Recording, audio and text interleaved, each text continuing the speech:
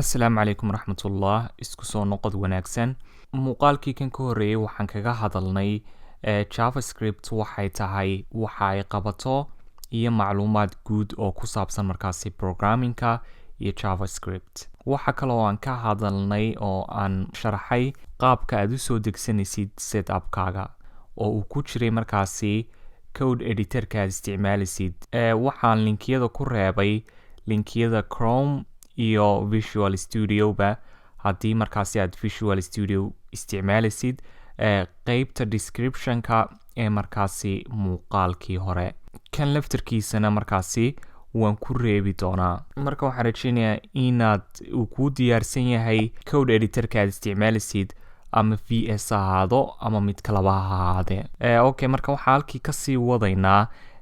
course-kii markaasi JavaScript. Ugu horeyn haddii aan sameeyo markaasi directory ama folder cusub halkan desktopkayga aan ku sameeyo magacanaan markaasi u bixiyo JavaScript tutorials.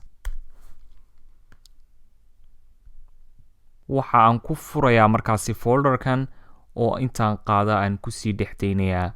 Visual Studio. Okay, ugu horeyn haddii aan markaasi sameeyo file markaasi HTML.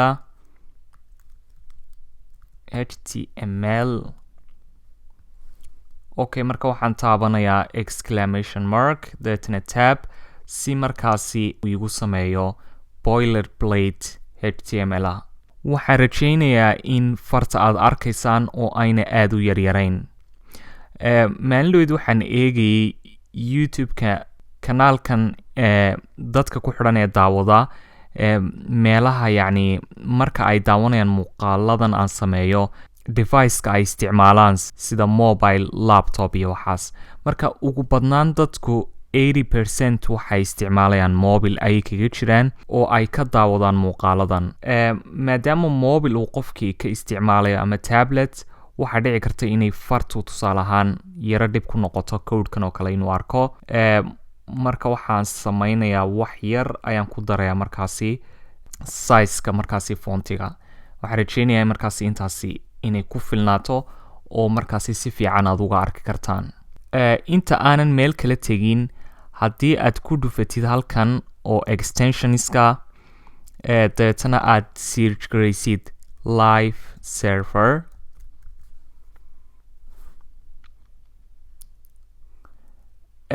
waxa kuu soo baxay markaasi live serverkii.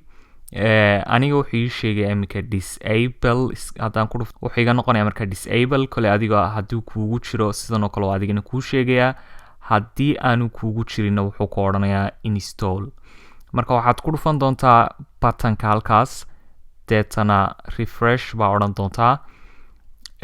Marka waxaa kuu soo gelaya markaasi extensionka live serverka ah oo inoo fudaydinaya markaasi inaan si fudud u aragno wixii aan ku qabanaynay code editorkeena browserka aan ugu aragno inagoon u baahanayn inaan reloading ku samayno markasta pageka aynu kaga jirno markaasi browserka. haddaan kusoo noqono markaas hadda filekeenii HTML-ka ahaa waxaan odhanaa hadda markaasi right click haddaad siisid oo aad tegtid open with live server. wuxuu noo furayaa markaasi rootkan markaas webkeenii markaasi uu kusoo bandhigmayo. Si markaasi aynu u aragno inay wax walba saxsan yihiin aan ku qoro markaasi h2 aan markaa ku qoro JavaScript tutorials.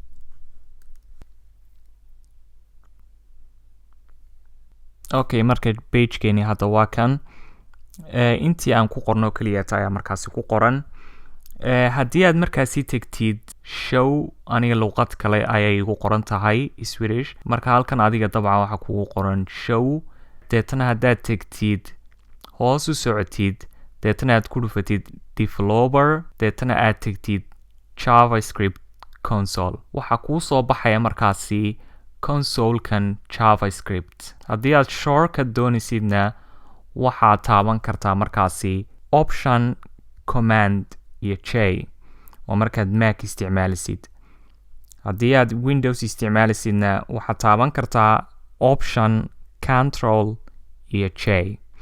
deetana waxaa kuu furmaya markaasi JavaScript console-kan.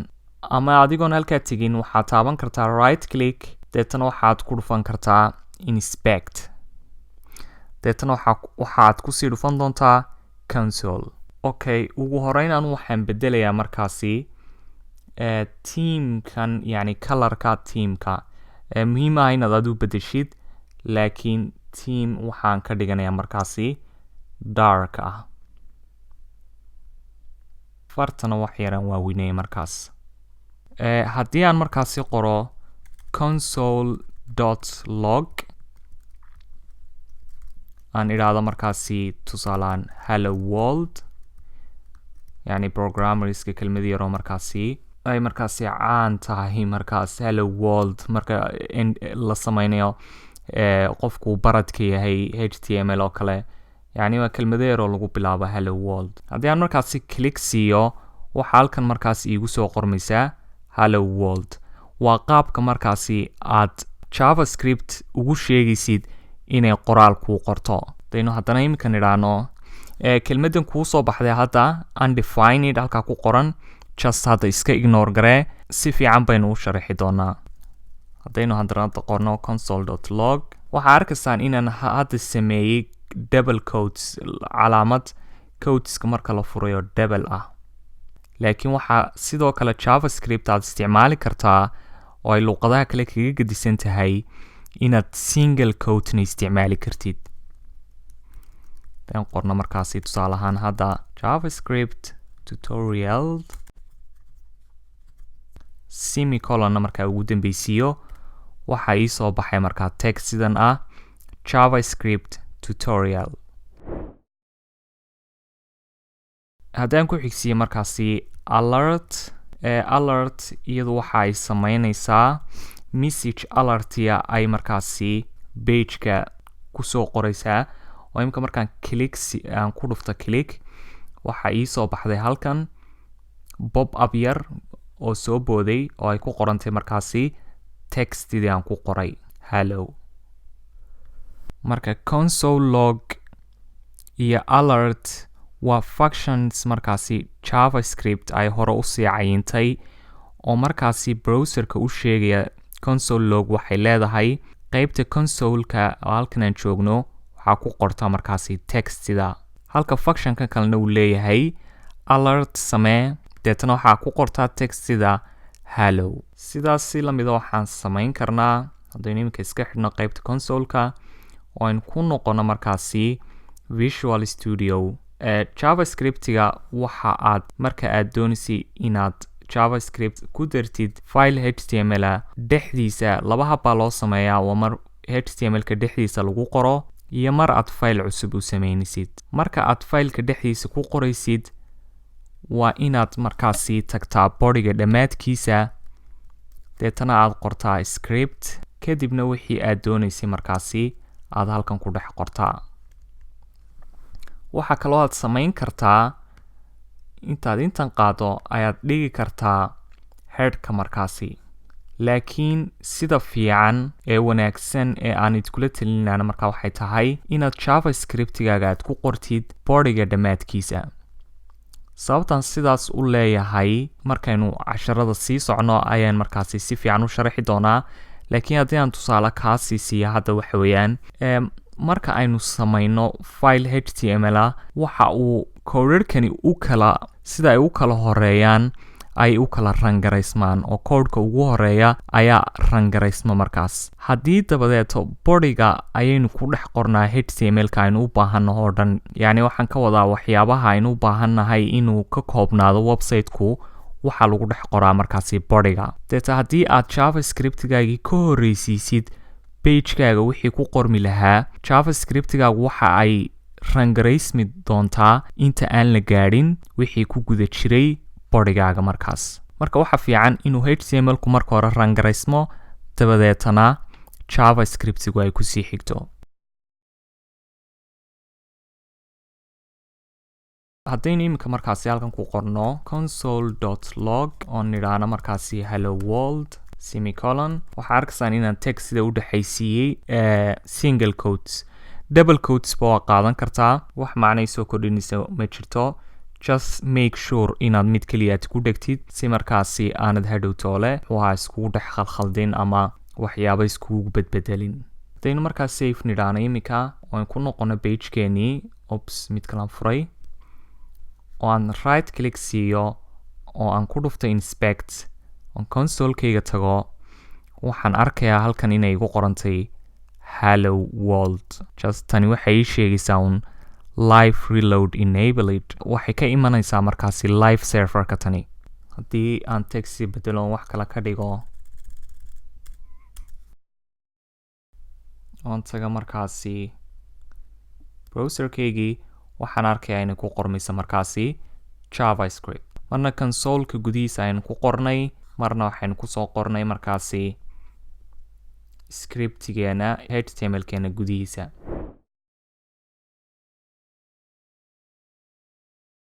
okay inaga baabiye marka intan inoo sameeya markaasi file cusub oo markaasi JavaScript magaca rabtaa u bixin kartaa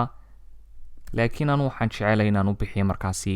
app.js magaca rabtid u bixi laakiin waa inay u dambaysaa .js click markaan siiyo wuxuu ii furay markaasi filekan js inta aanan ugu horeyn iloobin ku xidhiidhi markaasi filekan html-keena marka laba file laisku xidhiidhinaya waxaa la tegi jiray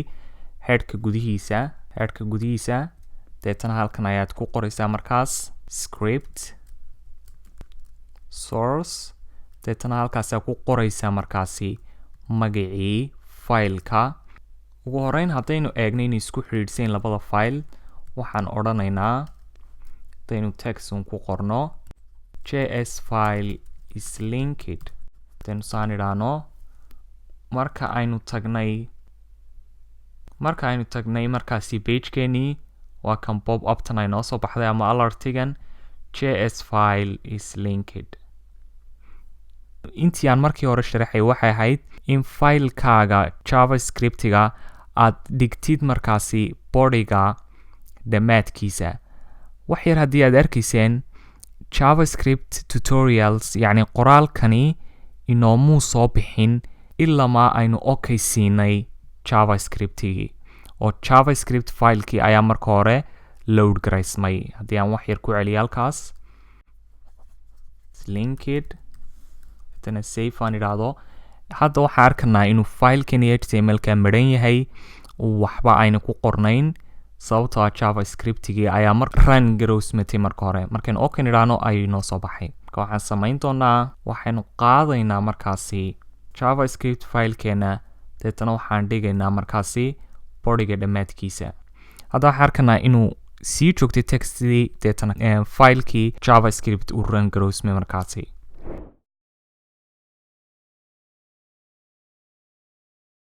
okay intan comment inaga sii marka comment la siinayo ama aad doonaysa inaad disable ka dhigtid codekaaga waxaa qoraysaa backslash markaas markuu line keliyaata yahay haddii ay dhowr line tahay tusaale ahaan intan oo kale inoo koobi garee dhowr line hadday tahay waxaa arkanaa in labadaas backslash imka lineka keliyaata ay ka dhigeen disable laakiin labadan kale ay joogaan markaad doonaysid inaad laba line iyo wax ka badan aad disable ka dhigtid waxaad samaynaysaa backslash xidig deetana waxaa ugu dambeysiinaysaa backslash xidig backslash aan idhaahdo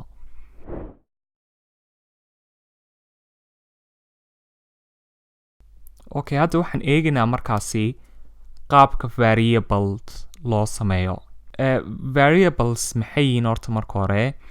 variablesku waxa weeyaan qayb ka mida memoryga computerka oo aad doonaysid inaad isticmaashid ayaad wax ku kaydinaysaa dan imkan idhaano halkan tusaalehaan comment inoo dheh variables marka aad qeexaysid variable waxaad ku bilaabaysaa var sida tusaale ahaan deetana wixii magac baad u bixinaysaa wixii aad doonaysay sida tusaalahaan imika name equal deetana single quotes ama double quotes kolba kii aad jeceshahay marka ay text tahay weeyaan tusaalahaan aan idhaahno Axmed waxaan ugu dambaysiinaynaa markaasi semicolon waxaan imika markaasi nidhi namekeen wax weeyaan Axmed haddaynu markaa halkan nimaadno oynu nidhaahno alertig inoo samee deetana aynu name ku dhex qorno maxaa u malaynaysaa inay noo soo baxayso inoo soo boodayso Axmed sababtoo waxaan nidhi name waxay noola mid tahay Axmed waxa aan ugu horreysiinay waxay tahay markaasi var oo sheegaysa in waxani variable yahay laakiin waxaa jirta laba qaab oo kale oo loo qeexo variableka qaabka aan door bidi lahaa varka beddelkeeda waxuu yahay let var iyo let wax badan oo farqiga u dhexeeya ma jiro waxaanan isticmaali doonaa let badanka waxaa jirta qaab kaloo markaasi horta haddaan idi tuso inuu weli sidii yahay weli Axmedki weeyaan waayo waxaan ka bedelay ma jiraan let iyo var waa laba qaab oo loo qeexo inuu shaygani variable yahay bal aynu magaca wax yar ka bedelno waxaan odhanaa haddaan doonayno iminka inaan magacan update ku samayno waxaan odhanaa namekii noo soo qaad deetana wixii aad ku bedelayso ma sheegaysaa daacali qortidba deetana aad ugu dambaysiisid semicolon waxaa hadda soo boodaya cali qaabka saddexaad ee loo declare garayn karo variable wax weeyaan qaab la yidhaahdo markaas const haddaynu markaasi qaabka saddexaad eegno qaabka saddexaad wax weeyaan const const waxay u taagan tahay markaas constant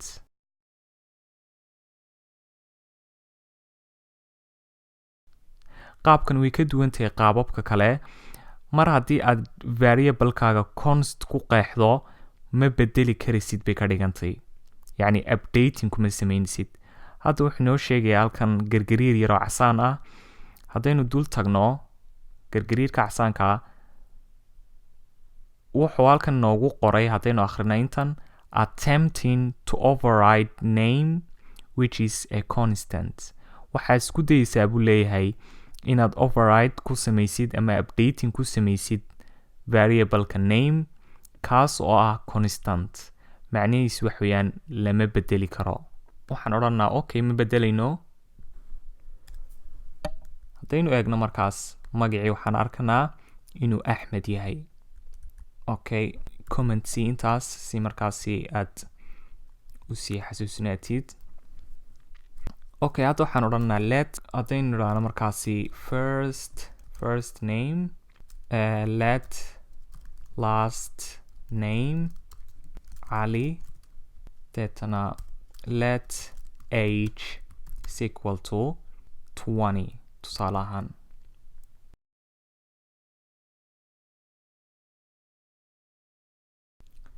okay alertigeena marka waxaan ku qoraynaa markaas dhowr jeer baan alert samaynay iminka aan console nidhaano waxaan odhanaa hadda console.log waxay noo samaysaa oo tiraahdaa marka hore text inoo qor my name is deetana space baa u dhexaysiinsaa deetana waxaa odhanaysaa plus waxaan doonayaa inaan idhaahdo magacaygu waa Axmed cali magacaygu waa Axmed cali da-deeduna wax weeyaan 20 saasoo kale aan doonaya inaan idhaahdo waxaa idhi my name is plus waxaan u geynayaa markaas first name oo first namekaas aan soo samaynay plus waxaa odhanayaa markaasi space u dhexaysii deetana markaas waxaa qortaa variableka aad soo samaysay ugu dambeynna waxaad qoraysaa markaas semicolon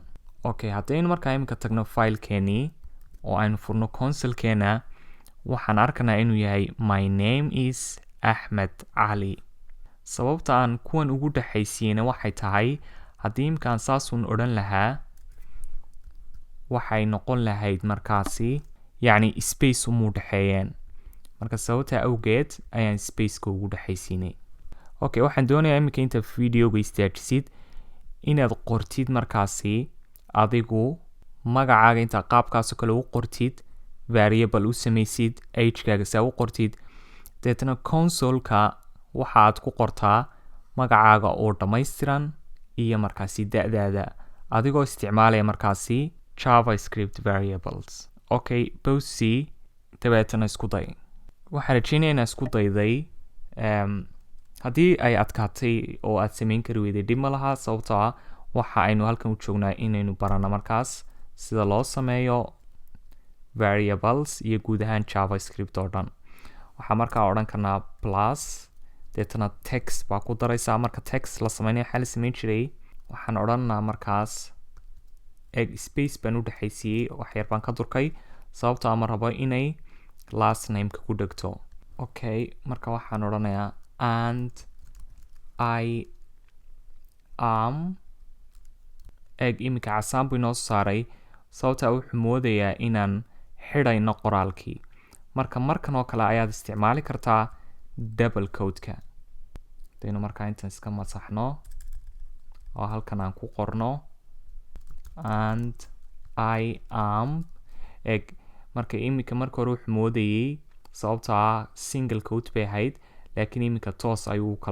kala garanaysaa JavaScript text siduu ay intan oo dhan tahay and I am plus marka waxaan ku daraynaa age oo u taagnayd markaas age-gaas plus text kale markaas textigan kale waxaan ka dhigi karnaa kolba saa jeceshay single code ama double code waa isku mid iminka waxaan qornay 20 years old haddaynu eegna markaan console-keena waxaa halkan noogu qoran my name is Ahmed Ali and I am 20 years old waxa isku dhegsan markaas age-ta iyo years-ta marka halkan aynu u dhexaysiin karnaa space markaas deetana halkana plus dhe waxoogaa way yara dheeraatay it's okay sidoo kale halkan lefterkeeda console-ka waad ku qori kartaa JavaScript haddaynu imika markaas halkan ku samayno tusaale ahaan